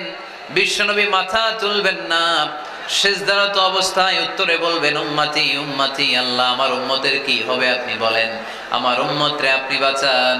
সাইয়েদনা জিবরাইল এসে বলে ও মাবুদ আপনার নবী বলে উম্মতের কি হবে, উম্মতের কি হবে? আল্লাহ বলেন জিবরাইল আমার নবীরে যে বলো ইন্না সানুরদিকা ফি উম্মাতিক ফালা নাসু। আমি আমার নবীর দুনিয়ার বুকে যখন মন খারাপ ছিল তখন যেমনি মন ভালো করে দিয়েছি, আজকেও আমার নবীর উম্মতের ব্যাপারে এমন একটা ঘোষণা আমি দেব, এই ঘোষণা শুনে আমার নবী খুশি হয়ে যাবে। সারা দুনিয়াতে দুনিয়ার বুকে নবী যখনই পেরেশান, নবীর মন খারাপ, আমি যেমনি মন ভালো করে দিয়েছি, আজকেও এই কিয়ামতের ময়দানে নবীকে এমন ঘোষণা শোনাবো, এই ঘোষণা শুনে আমার নবী খুশি হয়ে যাবে। চিল্লায় পড়তে হবে আল্লাহু আকবার। আল্লাহ তখন বলবে নবী মাথা তোলেন, মাথা তোলেন, ইরফা রাসাক, নবী মাথা তোলেন, সাল তুতা, আপনার কান্না আমার সহ্য হয় না, সাল তুতা, যা চাবেন তাই দেব। ইশফা তুশাফা, যার ব্যাপারে আপনি আজকে সুপারিশ করবেন তার জন্য আমি সুপারিশ কবুল করে নেব। সাউফা ইউতিকা রাব্বুকা ফাতারদা, নবী এমন এমন জিনিস আপনারে দেব আপনি খুশি হবেন। তারপরে নবী খুশি হবেন না, নবী অস্থির হয়ে থাকবেন আমাদের জন্য একটা পতাকা নিয়ে, আমাদের সবাইকে নিয়ে আমার নবী পেয়ারা নবী জান্নাতের দরজার মধ্যে একটা ধাক্কা দিবেন, পড়েন আল্লাহু আকবার। জান্নাতের রক্ষী ফেরেশতা বলবে মান আনতা, আপনি কে? বিশ্বনবী বলবেন আনা মুহাম্মদ, আমার নাম মুহাম্মদ সাল্লাল্লাহু। মুহাম্মদ শোনার পরে গার্ড অফ অনার দিয়ে বিশ্বনবীর জন্য জান্নাতের বিশাল দরজাগুলো খুলে দেয়া হবে। আর জান্নাতের ফেরেশতারা বলবে নবী গো, জান্নাত সৃষ্টির পর থেকে আজ পর্যন্ত আমরা দাঁড়িয়ে আছি, কবে আপনি জান্নাতে ধাক্কা মারবেন আর আপনার জন্য জান্নাতের দরজা খুলে দেব। আপনার আগে যেন কারো জন্য জান্নাতের দরজা খোলা না হয়, এ ব্যাপারে আমাদেরকে কঠোর নির্দেশনা দিয়েছে কে? বিশ্বনবী লক্ষ লক্ষ কোটি কোটি উম্মতে মুহাম্মাদীকে নিয়ে সেদিন জান্নাতের ভেতরে যখন ঢুকবেন তখন বিশ্বনবীর মনটারে খুশি করে দিবে কে? ওয়ালা সাউফা ইউতিকা রাব্বুকা ফাতারদা, নবী হে এমন এমন জিনিস আপনারে আমি দান করব, আপনি খুশি হয়ে যাবেন। তার মানে মন খারাপ হলে নবীর মন ভালো করে কে? জোরে বলতে হবে। আপনারা ঘুমায় গেছেন? ঘুম ধরছে? কষ্ট হচ্ছে? জিমায়ে পড়েছে মুসলমান? চিল্লায় পড়েন লিল্লাহে তাকবীর, লিল্লাহে তাকবীর, লিল্লাহে তাকবীর। এরপরে নবীর আল্লাহ স্মরণ করায় দিচ্ছেন আলাম ইয়াজিদিকা ইয়াতীমান ফাআওয়া ওয়া ওয়াজাদাকা দাল্লান ফাহাদা। নবী গো, আমি কি আপনার ইয়াতীম পাই নাই, তারপরে আমি কি আপনার লালন পালনের ব্যবস্থা করি নাই? সুবহানাল্লাহ পড়েন। আমার নবী ইয়াতীম হয়ে বড় হয়েছে, জানেন? ইয়াতীম হয়ে লালিত পালিত হয়েছেন। তিনি যখন মায়ের পেটে বিশ্বনবীর বাবাকে নিয়ে গিয়ে তুলে নিয়েছে কে? 6 বছর বয়সে মাকে তুলে নিল কে? দাদা আব্দুল মুত্তালিবের কাছে লালিত পালিত হলেন। 8 বছর বয়সে দাদাকেও নিয়ে গেল কে? এরপরে ইয়াতীম নবী চাচার কাছে লালিত পালিত হলেন। সুবহানাল্লাহ পড়েন। এজন্য আল্লাহ বললেন আওয়া আলাম ইয়াজিদিকা ইয়াতীমান ফাআওয়া, নবী হে আমি কি আপনার ইয়াতীম পাই নাই আর আপনারে কি আমি আপনার চাচার কাছে লালন পালনের ব্যবস্থা করে দেই নাই? তো এই ছোট্টবেলায় আপনি এতিম, আপনারা দেখার কেউ নাই, তখন যদি আমি আপনারা সাহায্য করতে পারি, ওই আল্লাহ এখনো আসি না নাই? বিপদের কালে আমার নবীরে সাহায্য করে উত্তরণের ব্যবস্থা করেছে যে মুসলমানদের এই ক্রান্তি লগ্নে মুসলমানদের সংকট দূর করার জন্য আমার আল্লাহর রহমত আজও আছে না নাই? পরীক্ষা দিতে হবে, আমাদের পরীক্ষায় পাশ করতে হবে। ওয়ালা তাহিনু ওয়ালা তাহজানু ওয়া আনতুমুল আ'লাউনা ইন কুনতুম মুমিনিন। ভয় পেও না, নিরাশ হয়ো না, হতাশ হয়ো না, বিজয় তোমাদেরই হবে যদি মুমিন হও। চিল্লায় বলেন ঠিক কি না? আলাম ইয়াজিদকা ইয়াতীমান ফাআওয়া। নবী আপনার ইয়াতীম হিসেবে পেয়েছি, তখন আপনারে আশ্রয় দিয়েছি। তারপরে আল্লাহ বললেন ওয়া ওয়াজাদাকা দাল্লান ফাহাদা। আপনারে আমি দল্লান হিসেবে পেয়েছি, তারপরে রাস্তা দেখিয়েছি। আপনি রাস্তা খুঁজছিলেন। দল্লুন শব্দের অর্থ গোমরাহ, পথহারা। কিন্তু রাসূল সাল্লাল্লাহু আলাইহি ওয়াসাল্লামের ক্ষেত্রে এই অর্থ করা যাবে না। আমার নবী গোমরাহ ছিলেন না, আমার নবী পথভ্রষ্ট ছিলেন না। যদিও অফিশিয়ালি আমার নবী 40 বছর বয়সে নবী হয়েছেন, কিন্তু 40 বছরের আগের জীবনীটাও আমাদের জন্য অনুপম আদর্শ আর নমুনা। চিল্লায় বলেন ঠিক কি না? 40 বছর আগেও নবী সত্য কথা বলতেন। 40 বছর আগে তিনি দান করতেন। নবী হওয়ার আগেও তিনি আত্মীয়দের সাথে সুসম্পর্ক রাখতেন, মানুষের বোঝা বইয়ে দিতেন। সত্য যেখানে বিপন্ন, সাহসী সৈনিক হয়ে বিশ্বনবী দাঁড়িয়ে যেতেন। চিল্লায় এখন ঠিক কি না? এজন্য আল্লাহ বলেন ওয়াজাদাকা দাল্লান ফাহাদা। নবী আপনি পথ খুঁজছিলেন, আমি আপনারে পথ দেখিয়েছি। আমাদেরকে পথ দেখায় কে? রাসূল সাল্লাল্লাহু আলাইহি ওয়াসাল্লাম মহাসত্যের অনুসন্ধান করছিলেন। দল্লান অর্থ এখানে পথহারা, পথিকের মতো আপনি খুঁজছিলেন। কই যাবেন? ডানে না বায়ে? মাঝে মাঝে আমাদের এরকম হয় না, চুয়াডাঙ্গা থেকে কুষ্টিয়ায় কি এই রাস্তায় যায় না এইটায় যায়? বুঝতে পারতেছি না তো। অনেক রাতে যদি রওনা দেন, কেউ বলারও নাই, দেখা দেওয়ার মতো কেউ নাই, বাজার টাজার বন্ধ। মাঝে মাঝে আমরা ঝামেলায় পড়ে যাই। আমরা যারা বক্তা, আমরা ঝামেলায় পরিবেশ। অনেক রাতে রাতে বাড়িতে ফিরি, এই জেলা থেকে ওই জেলায়, রাত 3টার দিকে, লোক নাই, ডানে যাবো না বায়ে যাবো। পুলিশ ভাইরা মাঝে মাঝে সহায়তা করে, অনেক সময় পুলিশও নাই, তখন ভরসা একজনের উপর, তিনি কি? তো রাসূল সাল্লাল্লাহু আলাইহি ওয়াসাল্লাম সত্যের পথ খুঁজছিলেন। ডানে না বায়ে? আল্লাহ বললেন বায়ে না, ডানে যান। ফাহাদা, আল্লাহ হেদায়েতের রাস্তায় তুলে দিলেন। সুবহানাল্লাহ পড়েন। আমরা যদি পথ ভুলে যাই, আমাদের পথ দেখায় কে? সবাই বলেন আমাদের পথ দেখায় কে? আমি যদি কোনদিন পথ ভুলে যাই, হাতছানি দিয়ে কাছে নিও, মমতার বন্ধনে আমায় বেঁধে সব ভুল ক্ষমা করে দিও। পড়েন, আমি যদি কোনদিন পথ ভুলে যাই, হাতছানি দিয়ে কাছে নিও, মমতার বন্ধনে আমায় বেঁধে সব ভুল ক্ষমা করে দিও। পড়েন আমিন। আমাদের পথ দেখায় কে? আমরা প্রতিদিন পড়ি ইহদিনাস সিরাতাল, সবাই পড়েন ইহদিনাস সিরাতাল। ও আল্লাহ আমাদেরকে সরল সঠিক পথ দেখাও। আল্লাহ বললেন নবী আপনাকে আমি পথ দেখিয়েছি। এরপর আল্লাহ বললেন ওয়াজাদাকা আইলান ফাআগনা। নবী আপনি ছিলেন নিঃস্ব, আপনার টাকা পয়সা ছিল না। খাদিজার সাথে বিয়ে দেওয়ার মাধ্যমে আমি আপনার নিঃস্বতা দূর করে ধনী বানিয়ে দিয়েছি। সুবহানাল্লাহ পড়েন। রাসূল সাল্লাল্লাহু আলাইহি ওয়াসাল্লাম মেষ চড়াতেন। মা বাআসাল্লাহু নাবিয়ান ইল্লা রাআল গানাম। এই পৃথিবীতে এমন কোন নবী নাই যেই নবী ছাগল চড়ায় নাই। আপনারা ছাগল চড়ান তো? আপনাদের তো এই যে কি বলে ব্ল্যাক গোট, চুয়াডাঙ্গার ব্ল্যাক গোট নাকি সারা দুনিয়ায় বিখ্যাত। হ্যাঁ, ব্ল্যাক বেঙ্গল, কি বলে ব্ল্যাক বেঙ্গল। ছাগল পালেন কে কে দেখি তো চুয়াডাঙ্গায়? ওরে আল্লাহ, ছাগল তো নিয়ে যাওয়া লাগবে কয়েকটা, দেখা যায় অনেক ছাগল। মেহেরপুরও বিখ্যাত না? মাশাআল্লাহ, চুয়াডাঙ্গার ছাগল অনেক বিখ্যাত। তো সব নবীরা ছাগল ছড়িয়েছেন। বুখারীর বর্ণনা, মা বাআসাল্লাহু নাবিয়ান ইল্লা রাআল গানাম। এই পৃথিবীতে এমন কোন নবী নাই যে নবী ছাগল চড়ায় নাই। বিশ্বনবী ছাগল চড়াতেন অল্প কিছু পারিশ্রমিকের বিনিময়ে। সুবহানাল্লাহ পড়েন। কারণ আমার নবী শিখিয়েছেন পরিশ্রমে লজ্জা নেই, লজ্জা অলসতায়। ঠিক কি না? পরিশ্রমে কোনো লজ্জা আছে? লজ্জা অলসতায়। ঠিক কি না? রাসূল সাল্লাল্লাহু আলাইহি ওয়াসাল্লামের টাকা পয়সা ছিল না। আম্মাজান খাদিজাতুল কুবরা রাদিয়াল্লাহু তাআলা আনহার সাথে যখন বিয়ে হলো, বিয়ের পরে এই ধনাঢ্য মহিয়সী নারী বললেন, ইয়া রাসূলুল্লাহ, আমার সম্পদের দরকার নাই, আমি আপনারে পেয়েছি, আপনারে পেয়ে আমি খুশি। আমার সব সমুদয় সম্পত্তি আপনার পায়ের সামনে আমি ঢেলে দিলাম, আপনি ইচ্ছা মতো ইসলামের জন্য, ইসলাম প্রচারে এই সম্পদ ব্যয় করা শুরু করে দেন। সুবহানাল্লাহ পড়তে পারলেন না? ওয়াজাদাকা আইলান ফাআগনা, তাফসিরে এসেছে ফাআগনা বিখাদিজা। নবী আপনি ছিলেন নিঃস্ব, দরিদ্র, টাকা পয়সা ছিল না, খাদিজার সাথে বিয়ের মাধ্যমে আমি আপনার ধনী বানাই দিলাম। তার মানে নবী আপনি ছিলেন ইয়াতীম, আপনার আমি লালন পালনের ব্যবস্থা করে দিলাম। আপনি পথ খুঁজছিলেন, কোন পথে আগাবেন, পথ দেখাইয়ে দিলাম। আপনি নিঃস্ব ছিলেন, আমি আপনার লালন পালনের ব্যবস্থা করে দিলাম, পথ দেখাইয়ে দিলাম। আপনার টাকা পয়সা ছিল না, খাদিজার সাথে বিয়ের মাধ্যমে ধনী বানাইয়ে দিলাম। সুবহানাল্লাহ। নবীর মন খারাপ তো, নবীর মন ভালো করার চেষ্টা করতেছে। দেখেন বন্ধু বন্ধু রাগ ভাঙায় কি করে। ও নবী আপনি রাগ করেন কেন? ওই যে আপনি ছোটবেলায় কষ্টে ছিলেন, আমি তো ঠিক করে দিলাম সব। ও নবী আপনি পথ খুঁজতেছিলেন, বিপদে ছিলেন, আমি তো পথ দেখাই দিলাম। টাকা ছিল না, বিয়ের পরে টাকার ব্যবস্থা করে দিলাম। তো আপনার টেনশন কিসের? টেনশন তো আমি আল্লাহর। চিল্লায় বলেন ঠিক কি না? মুমিন কখনো টেনশন করে না। মুমিন তার সব কিছু ন্যস্ত করে দেয় একজনের উপর, তিনি কে? এবার বিশ্বনবীকে 3টা কর্মসূচির ঘোষণা দিয়ে আল্লাহ সূরাটা শেষ করবেন। কর্মসূচি 3টা শুনতে মনে চায়? এই কর্মসূচি 3টা পকেটে করে বাড়িতে নেওয়া যাবে?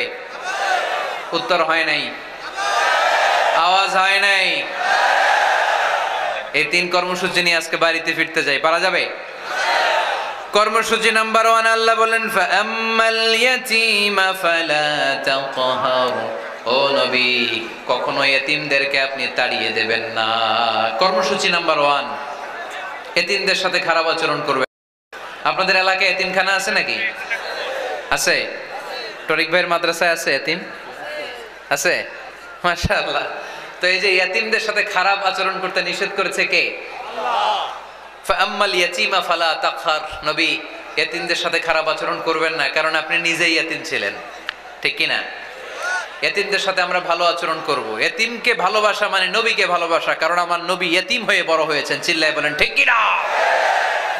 যারা এতিমকে ভালোবাসে তাদেরকে ভালোবাসে কে? বিশ্ব নবী এতিমদের লালন পালনকারীদেরকে এত ভালোবাসতেন। যারা এতিমদেরকে যত্ন নেয়, যারা এতিমদেরকে লালন পালন করে, তাদের উদ্দেশ্যে বিশ্বনবী বললেন আনা ওয়া কাফিলুল ইয়াতীমি কাহাতাইন। আনা ওয়া কাফিলুল ইয়াতীমি কাহাতাইন। আমার 2টা আঙ্গুল দেখা যায়? সবাই দেখতে পাচ্ছেন? এই 2টা আঙ্গুলের মাঝখানে কি খুব গ্যাপ আছে নাকি বেশি? নাই। বিশ্বনবী বললেন আনা ওয়া কাফিলুল ইয়াতীমি কাহাতাইন। আমি এবং ইয়াতীমের লালন পালনকারী কিয়ামতের দিন প্রতিবেশীর মতো এইভাবে কাছাকাছি একসাথে থাকবো। এজন্য এতিমদের সাথে ভালো আচরণ করবেন। এতিমদেরকে ঘাড় ধাক্কা দিয়ে বের করে দিবেন না। অনেকে আছে এতিমদেরকে ঘাড় ধাক্কা দিয়ে বের করে দেয়, আছে না? না যাই আছে না? আরাআইতাল্লাযী ইউকাযযিবু বিদ্দীন ফাযালিকাল্লাযী ইয়াদউল ইয়াতীম। কিছু লোক আছে যারা আখিরাতে বিশ্বাস করে না, জান্নাত জাহান্নামে বিশ্বাস করে না, তারা দ্বীনকে অস্বীকার করে, ইয়াতীমকে ঘাড় ধাক্কা দিয়ে বের করে দেয়।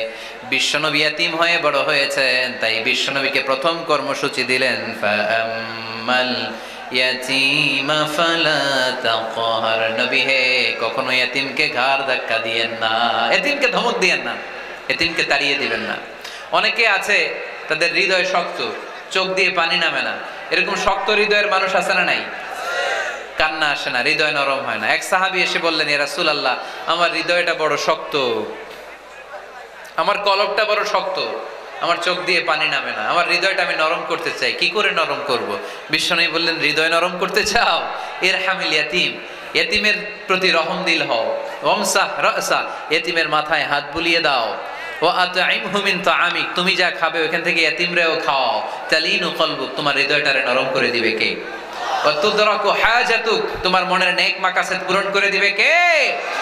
এজন্য মাঝে মাঝে একটু ইয়াতীমখানায় যাবেন, ইয়াতীমদের সাথে বসবেন, ওদেরকে একটু সদকা করবেন, দান সদকা করবেন, ওদেরকে খাওয়াবেন, ওদের মাথায় হাত বুলিয়ে দিবেন, আপনার হৃদয়টারে নরম করে দিবে কে? বাংলাদেশে কিছু লোক আছে এতিমরে আদর করা তো দূরের কথা, এতিমের মাল টাল খেয়ে সব সাবার করে দেয়, এরকম আছে না নাই?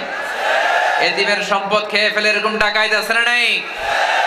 ভাই মারা গিয়েছে, ভাতিজা আহা, মরার আগে ভাই তার আরেক ভাইকে সম্পদ দিয়ে গেল, আমার ছেলেটারে দেখো এতিম, ছেলের তো কিছু দেয় নাই, ভাতিজার জন্য তো কিছু রাখেই নাই, সব খেয়ে শেষ করে ফেলছে, এরকম আছে না নাই? আল্লাহ বললেন খবরদার এতিমের সম্পদ মেরে দিও না। এতিমের সম্পদ খেয়ে ফেলো না। যারা এতিমের সম্পদ অন্যায় ভাবে খাও, তারা পেটে এতিমের সম্পদ ঢুকাও নাই, জাহান্নামের আগুন পেটে ঢুকিয়েছো। ঠিক কি না?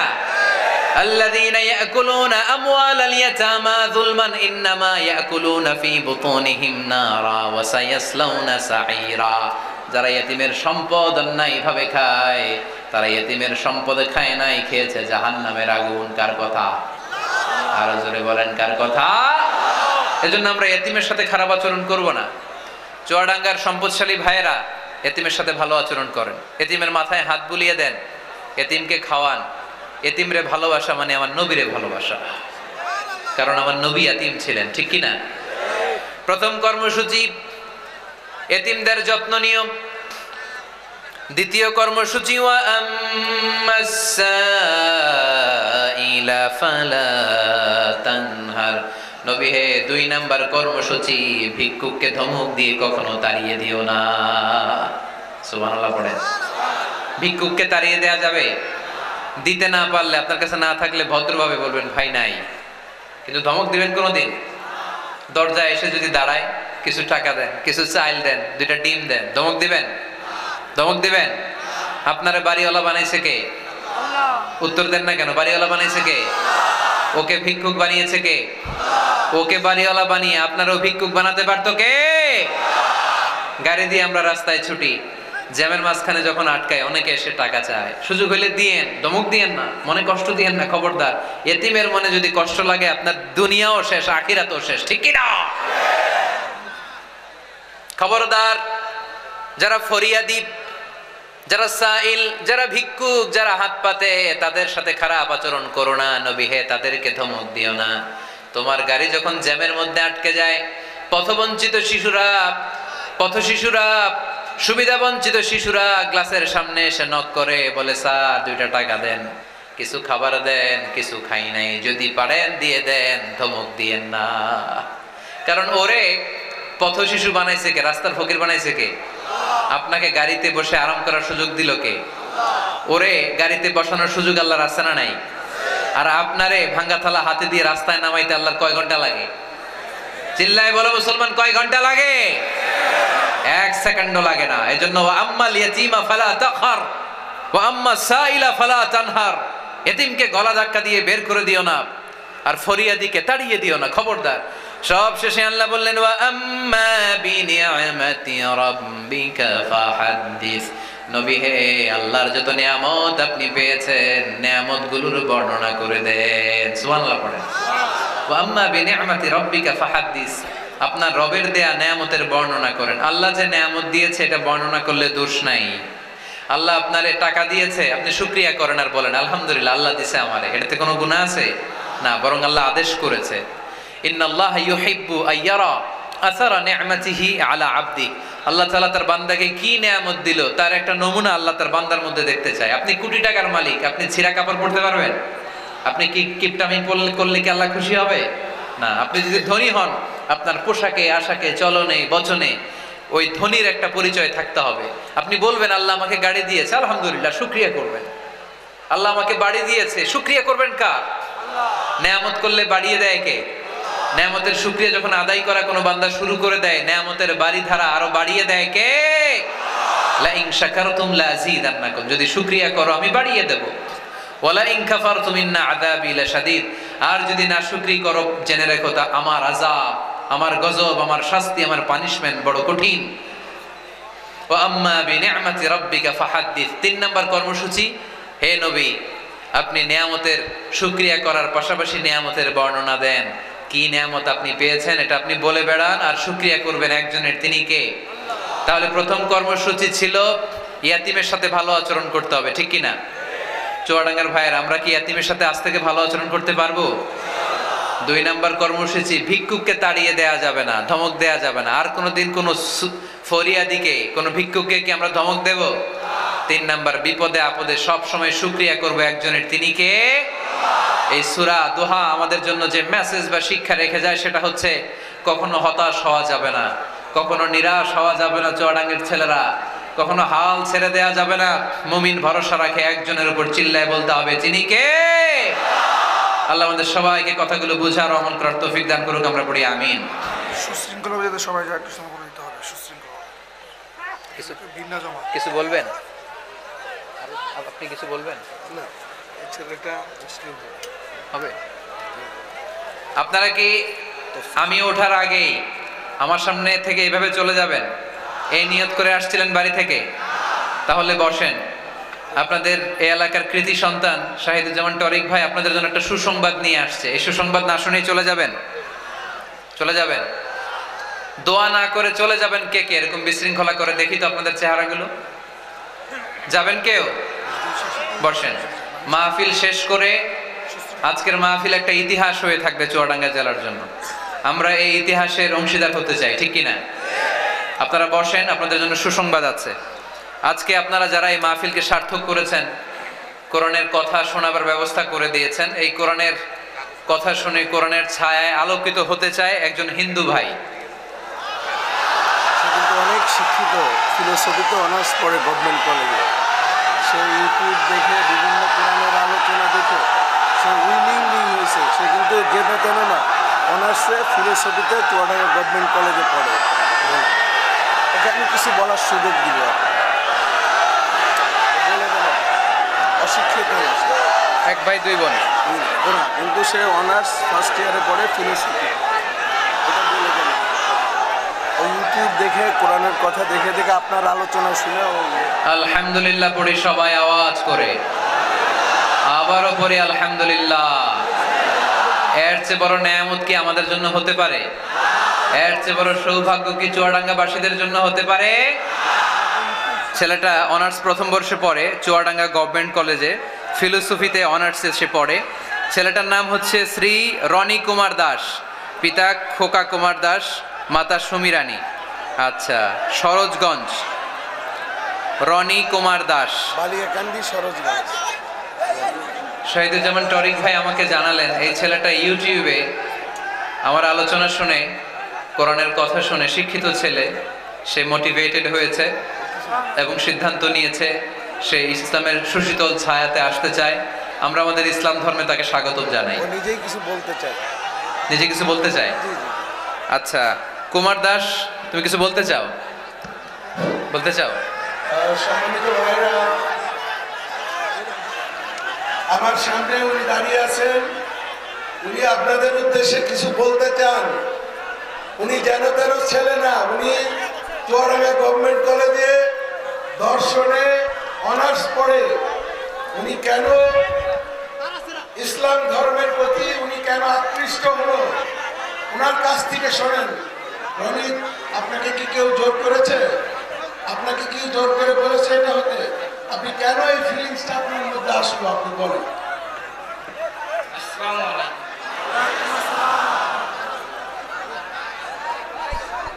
মানুষ হিসেবে জন্মগ্রহণ করার পর থেকে প্রতিটা মানুষ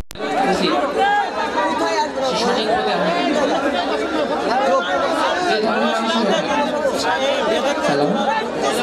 যে ধর্মের মানুষই হোক না কেন তাকে প্রয়োজন, জানার প্রয়োজন আসলে আমি সঠিক পথে আছি কিনা। আমি দেখছি অনেক ধর্ম দেখছি, ধর্মের বই পড়েছি।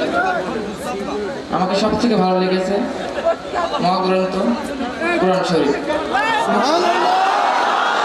কোন বিজ্ঞানে আজও পর্যন্ত ভুল ধরতে পারেনি। এটা থেকে আমি আরো বেশি খুশি।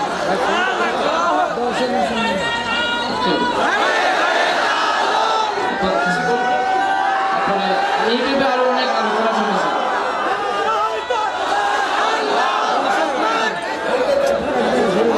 আমি মুসলিম হতে চেয়েছিলাম, মনে করছিলাম নিজের পায়ে ভালোভাবে দাঁড়াবো, নিজে কিছু করতে পারবো, তারপরে কিন্তু পরে ভাবলাম না, এর আগে তো আমার মৃত্যু হয়ে যায়, তাহলে তো কখনো মুসলিম হতে পারবো না। এই জন্য ভাবলাম আজকে মুসলিম হয়ে যেতে পারি।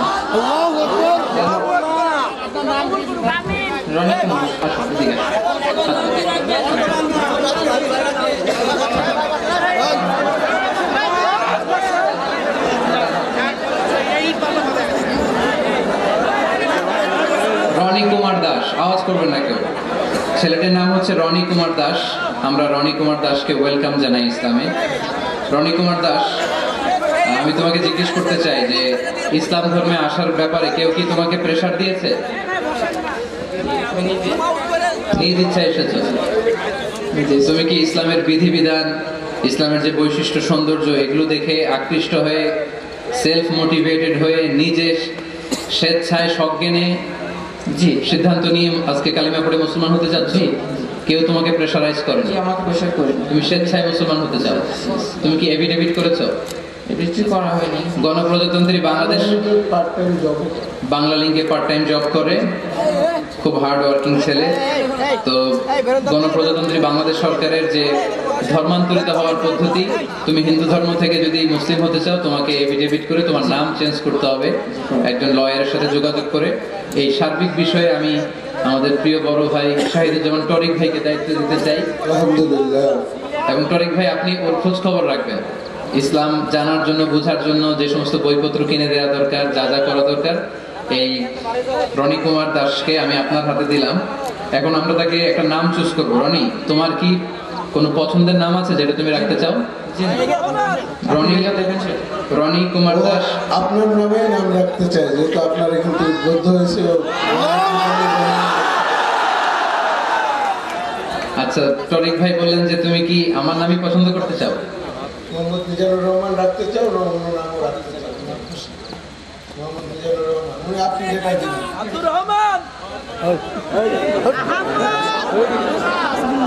আপনার খুশি? তাহলে আজকে থেকে ওর নাম হচ্ছে আব্দুর রহমান। আজকে থেকে তার নাম আর রনি কুমার দাস নয়, তার নাম হচ্ছে আব্দুর রহমান। ইনশাআল্লাহ এই লক্ষ জনস্রোতকে সাক্ষী রেখে আব্দুর রহমান এখন আমার হাতে শাহাদা পড়বে। আব্দুর রহমান, তুমি বলো, আশহাদু আল্লাহ ইলাহা ইল্লাল্লাহ ওয়া আশহাদু আন্না মুহাম্মাদান আবদুহু ওয়া রাসূলুহু। আমি সাক্ষ্য দিচ্ছি যে আল্লাহ ছাড়া কোনো মাবুদ নাই, কোনো ইলাহ নাই, কোনো উপাস্য নাই, এবং আমি আরো সাক্ষ্য দিচ্ছি যে নিশ্চয়ই মুহাম্মদ রাসূলুল্লাহ সাল্লাল্লাহু আলাইহি ওয়াসাল্লাম আল্লাহ তাআলার বান্দা এবং প্রেরিত রাসূল। আল্লাহু আকবার, আল্লাহু আকবার, আল্লাহু আকবার। আমরা আমাদের প্রিয় ভাই আব্দুর রহমানের জন্য দোয়া করি। আব্দুর রহমানের আজকে থেকে আর কোনো গুনাহ নাই, আজকে থেকে সে নিষ্পাপ, এবং আমরা সবাই আব্দুর রহমানের কাছে দোয়া চাই।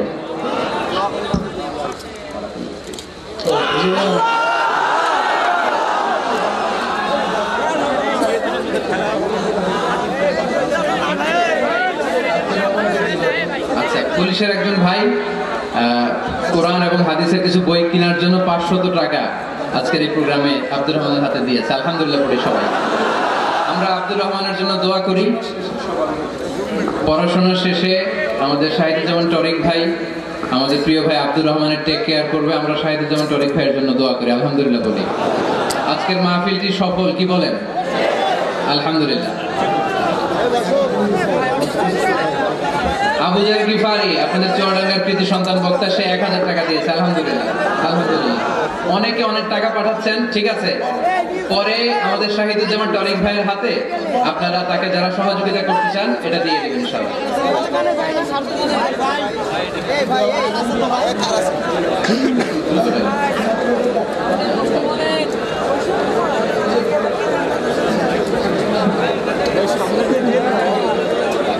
নগর দারুল হাফিজা কওমি মাদ্রাসা আপনাদের দীর্ঘদিন খেদমত করে আসছে।